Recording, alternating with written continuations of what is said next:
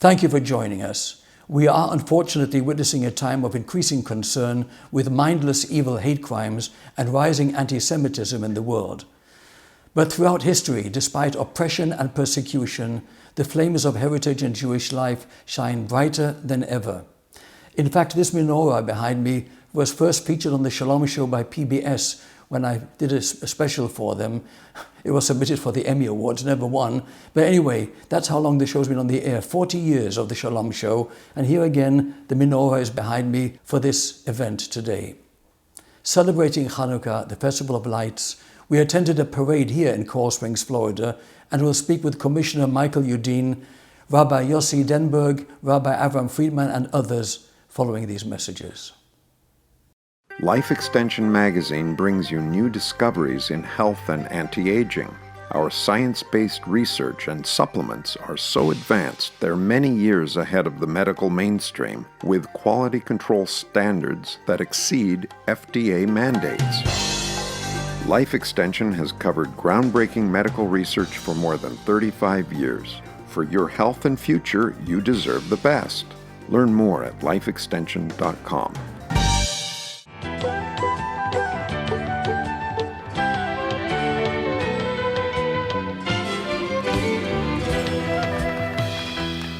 Thank you, Mr. Prime Minister.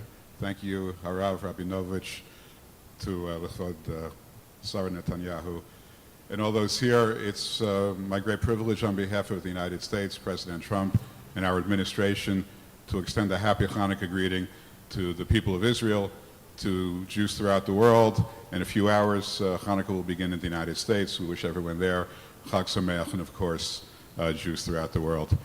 Chanukah, as we all know, is called Chag HaOrim, the Festival of Light. Each day we increase with an additional candle the amount of light that comes from the Chanukah. It's not just symbolic, it's also a sense of really illuminating the world. And we illuminate the world with the values that we have in the Jewish nation, that we have in the United States, the Judeo-Christian values that are the foundation of both our two great countries. And it's very special to bring in Hanukkah right here. We're just behind me and a few feet up. 2,200 years ago, the festival of Hanukkah began when the Maccabees purified the temple and restored those great Judeo-Christian values from those that sought to destroy the Jewish people. So to all here, to be here with the Jewish people saying the same prayers they said 2,000 years ago, in the same language they said 2,000 years ago, in the same place that they said those prayers 2,000 years ago. There's no better place to begin the festival of Hanukkah throughout the world. Chag Sameach to everyone. Chag Sameach, but I have to say a word to our Christian and Jewish friends around the world in English, but they come from the heart, and your words came from the heart as well. 2,200 years ago, the Maccabees fought the war of liberation for the Jewish people and the Jewish faith against the anti-Semitic decrees of the Seleucid Greeks. They wanted to extinguish our faith, to stamp out our freedom, to drive us out of this land, to say that we have no right to exist. We have fought against immeasurable odds as no people has fought in history. We crossed the abyss from extinction to survival, independence, and now a thriving democracy. And yet we find ourselves now, in the beginning of the 21st century, in the year 2019, where the International Criminal Court, that should know otherwise, has set forth decrees that are just as anti-Semitic as the decrees of the Seleucid Greeks. They say that Jews do not have a right to settle in the Jewish homeland. They say that Jews do not have a right to live in the land of the Jews, in the land of Israel.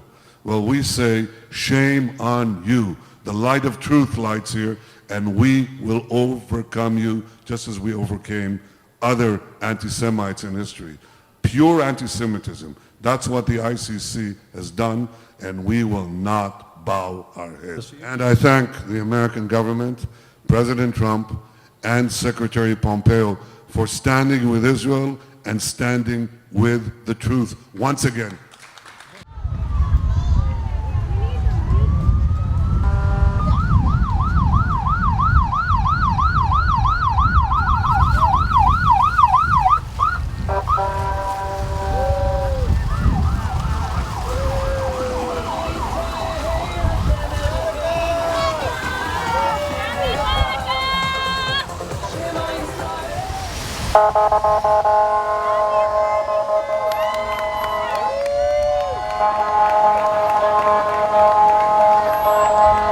It's a very festive occasion here in Coral Springs, Florida. With me is Rabbi Friedman. Rabbi, always a pleasure and honor. The same here. We just saw this beautiful procession, heartwarming procession. We see cars going by with Chanukahs on them. What's the significance of this, in your opinion? Well, the significance of this is, especially in today's environment, world environment, the rise of anti-Semitism. Some think that the answer to that is that we maybe play down our Judaism, and we think just the other way around. You have to increase light. There's a cosmic battle of good versus evil. The message of Chanukah is that candle continues to burn. There's a candle, there's no limit to how powerful that candle is. One candle, you could light infinite amount of candles. Shlomo HaMelech says, King Solomon says, the soul of man is compared to a candle. We need to burn brightly so that we could spread light of positivity, holiness, and goodness to the world around us. The symbolism of Chanukah, the few against many, heroism and so forth historically, and the rights of minorities for their religious freedom and so forth. The contemporary meaning today, again, in your words. In my words, what it means is that, yes, that's a battle that continues. And we know and we believe that the few, if you're in the right, meaning if you have Hashem on your side, you have God on your side, you have goodness on your side, it will prevail. It always has and will continue to prevail.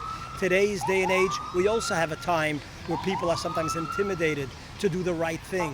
You're intimidated to show who you are and where you come from. Your pride of your essence, your principles and so on, good principles. Chanukah says, be proud of who you are, connect to that goodness, good values, and be proud of it. Rabbi, a real pleasure. Thank you so very much, sir. Thank you very, very much. Have a happy Hanukkah, and together we will continue to bring the light and spread it, the light of goodness, the light of holiness. Forever.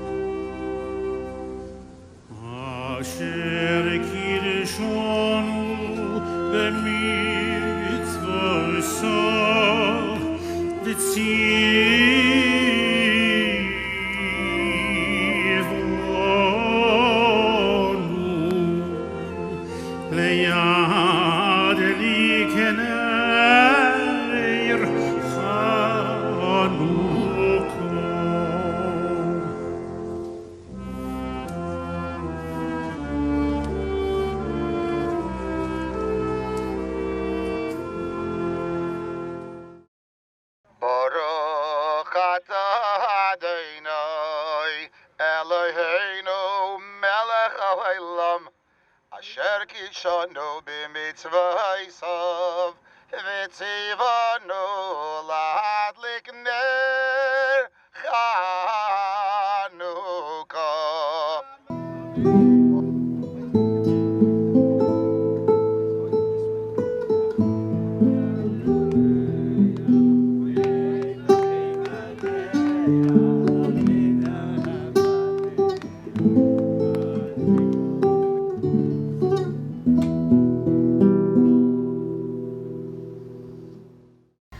With us now is Commissioner Michael Udine. Michael, a pleasure to have you back on the show. Nice to see you again. How's everything? Just wonderful. Happy Hanukkah. Thank you.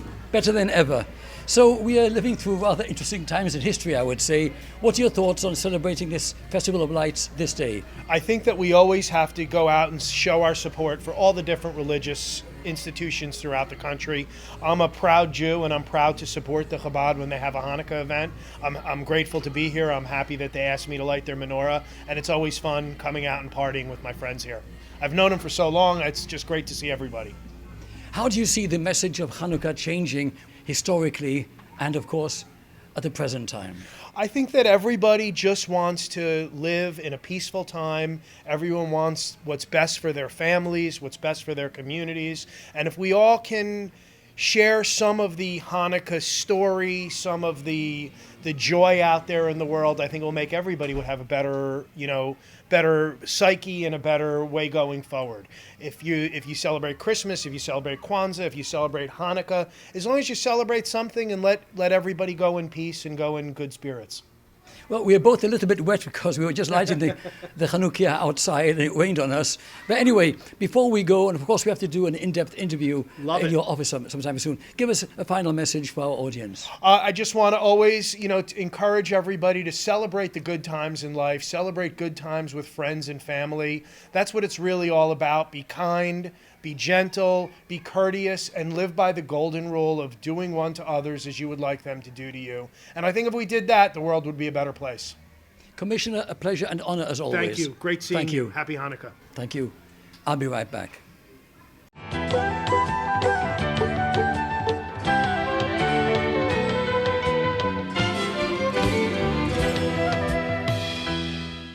Rabbi, such a pleasure to be back with you on camera. A happy, healthy, sweet, illuminating Chanukah. That says it all, actually. Would you like to hear something you've never heard before? Yes, sir. The very first light was created on the fourth day, not.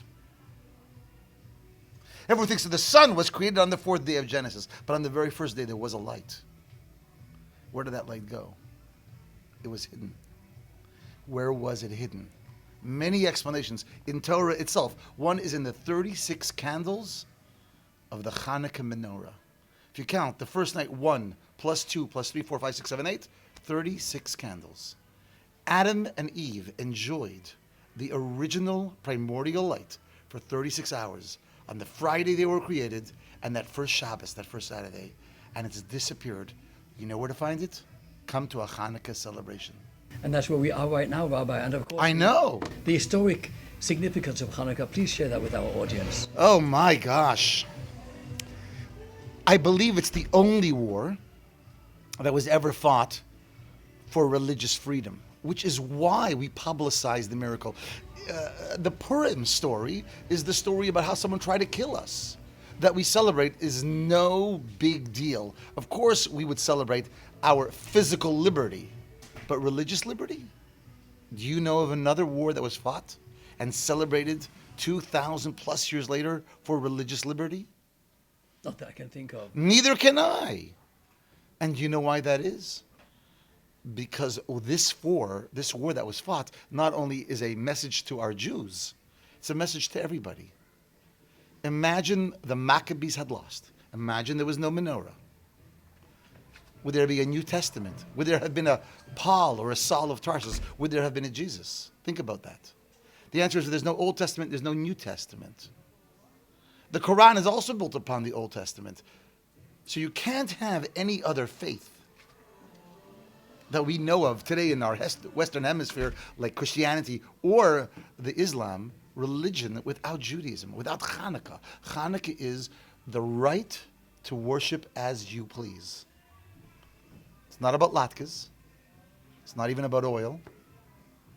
It's about an empire saying you will conform, you will melt in, and you will lose your identity. And a group of Jews stood up and said, I don't think so. That's what we celebrate. I took an oath on Mitzvah when I was 19 years old. My question to you is, what is the contemporary meaning for all of humanity, basically, that Chanukah represents? As I just said, religious freedom. The ability to be you. You know, there's a very, very famous line. On that very first Friday, God asked Adam and Eve, Ayeka, where are you? On Hanukkah, he asks, who are you? Are you a Jewish American or an American Jew? Are you an American that happens to be Jewish, or are you Jewish who happens to live in America? And you ask this question all the time. Jewish kids today struggle. Should I go to the soccer game, or should I be home for the Pesach Seder? And they have to ask this question. The Hanukkah lights, which illuminate the entire neighborhood, say the answer unequivocally. We may be small, we may be fragile, and we may burn out quickly.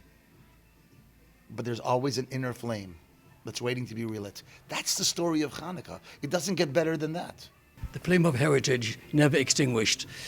How do you see the challenges facing Jewish life at this time? I am the most hopeful person there is. Do you know there are more Jewish children today studying in Jewish schools than there have been in 100, 200 years? You know, there are more Jewish synagogues today than in the last 200 years. There are more people returning to Judaism. There are people who will be naysayers and doomsayers and always feel that the world is imploding. It's good for bad headlines, because bad headlines always gets press. But there's good news happening. The good news is there are more people lighting Hanukkah menorahs than ever. There are more people joining and standing up for their themselves than ever before. When your parents or my grandparents or wherever there was came to this country, all parents, they were told, you will fit into America. They changed their Jewish names from Yitzchak to Irving, took off their yarmulkes, put on baseball hats, made sure that they lost their Jewish accent from Russia, got themselves a Brooklyn accent. It's no longer that. Today we're allowed to feel free. We don't have to fit in. I don't gotta accommodate someone. That's menorah. We put it straight out on the streets. We're proud of who we are. And that message is true all over the world. It used to be, you think someone 50 years ago would have come and worn a sari from India? No. You think someone would have a red dot on their head 50 years ago? You remember 50 years ago? Did anybody want to stand out? We all wanted to blend in. Hanukkah menorah is finally making a comeback more than ever. Don't blend in. Stand up, stand tall, be proud, illuminate your surroundings. Rabbi, it's always a profound pleasure to be with you. Thank you, sir. The pleasure is ours, yours and mine. We can always get together. We should always get together. Absolutely. Thank you, sir. You're Chag welcome. Sameach.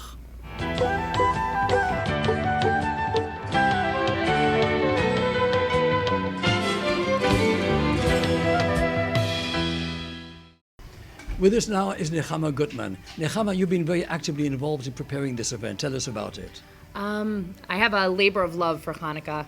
I myself am a survivor of a terrorist attack in 2001, and you see how precious every Jewish life is, you know, especially when you come into a situation like that. And Hanukkah is the ultimate light in darkness. Hanukkah comes in the darkest time of the year, and every night we add to the light.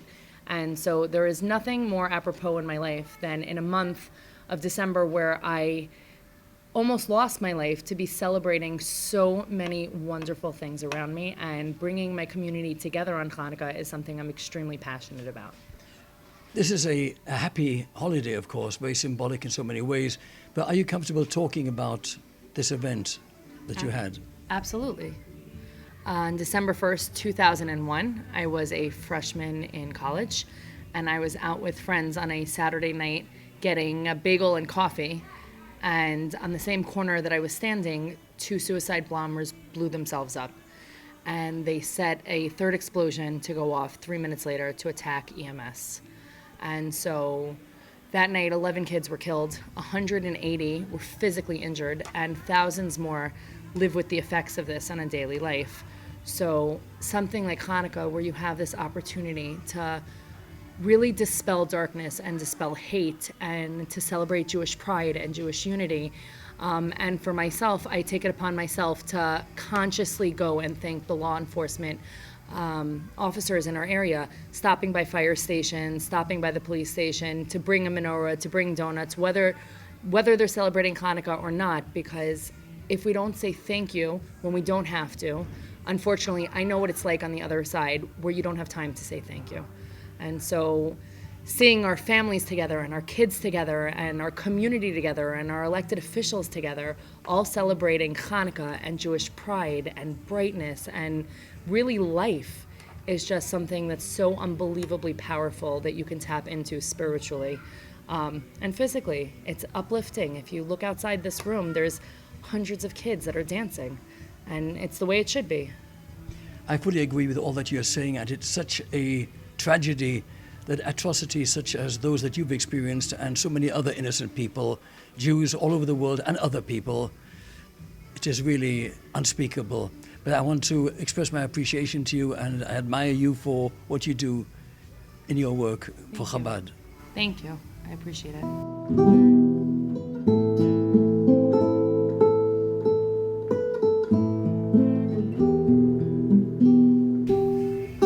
With us again is Rabbi Avraham Friedman. Rabbi, a pleasure to have you here. We were outside getting rained upon as you were lighting the candles outside the shul, and now you have a moment of peace, I hope. So share with us a little bit more as to the significance of this holiday today. You know, the holiday of Chanukah is very special, and you could see that it hits its mark with adults, with kids. Of course, part of that is it's just fun, it's uplifting, there's latkes, there's donuts, that's all good stuff, but there's something more, and I would say it's represented in the candle, because the candle represents a little light, and there's something special when you watch that light. It just keeps on burning peacefully, but consistently, and that represents our people, it represents the inner power that we have within ourselves, and it resonates with us. We just feel that inner, calm but strong power that's there, that's been with us for over 2,000 years. And I think that's the inner feeling that we have that creates that joy of Chanukah. I had the pleasure of covering the procession, as you know, just before we began this proceeding here. I interviewed a local commissioner, Michael Udine, and of course your brother-in-law, Rabbi Denburg. Share a little bit more as to what the contemporary meaning of Chanukah is generally in our society today. I would say the contemporary meaning is as relevant today as it's ever been. Probably in more than one area, starting with the fact that what might not be known is that during the time that the Chanukah miracle occurred with the Maccabees and the Hellenists, a larger percent of the Jewish people were so enamored by the Greek culture, and they joined the Greek culture, and they were called Hellenists. It was the Maccabees who were actually the few, not only the few in terms of military might, but also the few in terms of our Jewish heritage and tradition. And that continues today. To many, I would say, even unfortunately, Chanukah has become something somewhat emulating some of the culture that's around us, and that's totally not. In fact, that's the opposite of what Chanukah represents. Chanukah is for us as Jews to stand proud of what we have, what we've given to the world. We don't need to be embarrassed by it. There's just so much wisdom, goodness, moral balance that Judaism has given, and that message resonates today more than ever, and that's part of what we're celebrating Chanukah. It's interesting that you bring up ancient Greece, because the thought comes to mind that they saw holiness and beauty, and Jewish life sees beauty in holiness. Yeah, that's a very good point. And I would say that Judaism, to some extent, combines the two. Everything God created has a purpose, but there's the soul, and the body. The body is only a vessel, a vehicle for the soul, which is, as we say in Genesis, God blew within man a spirit of life. That spirit of life is our soul. The body, which is a gift from God, is there to house and allow the soul to express itself, not the other way around. A final message, Rabbi, before we conclude this interview today. The final message is that I would say two short messages. One is the candle, the Chanukah candle, continues to burn.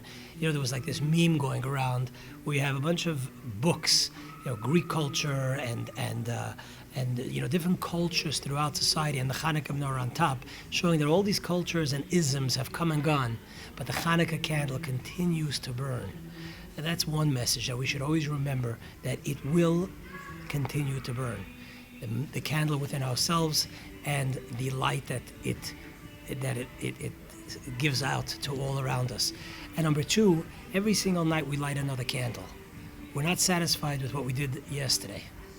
Today, a new day, we must add another candle. Never be satisfied with your past achievements, especially in matters of holiness and goodness. Wishing everybody a wonderful, happy Chanukah. Always a pleasure and honor, sir. The pleasure is mine, and thank you so much to you for all the good that you've done over the years. Thank you, Talking Rabbi. about being a consistent light. Richard, you have been that. You're, I don't know what to say, you're very kind. May God continue to give you health that you should be able to do so. Rabbi, thank you so very, very much. A good mechanic.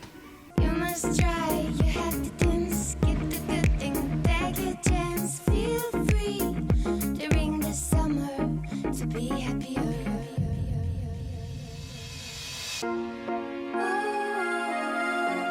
Sun is shining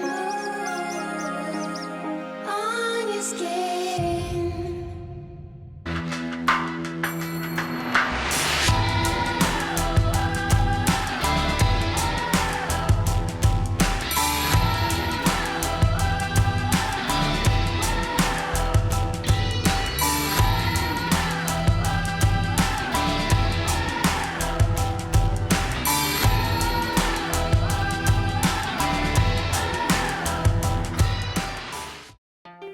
Human age reversal. We may be there already. Human studies are now ready to begin to confirm meaningful reversal of pathological aging processes. These clinical trials aim to alter older humans so that they function as much younger individuals. Even modest success will result in a paradigm shift that will impart enormous societal benefits, such as sparing Medicare from insolvency. Life extension is not standing idle while 5,000 Americans die each day from age-related illnesses. Joining us are physician scientists who want to hurry up these technologies to keep people from aging to death. While life extension is pushing these projects forward, we need financial help to ensure these studies are carried through to fruition.